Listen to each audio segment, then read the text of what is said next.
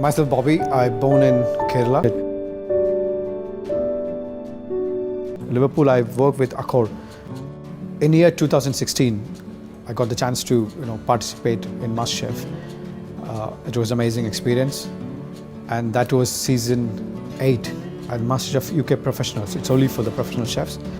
MasterChef was really literally a turning point for me in my career. Head chef Bobby has produced some stunning food to get this far.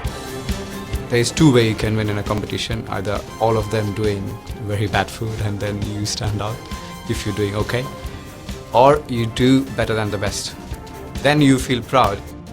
For me, it's a homecoming. I feel at home. What I'm cooking, what I love to cook, I can smell, I can breathe, I can leave the spices.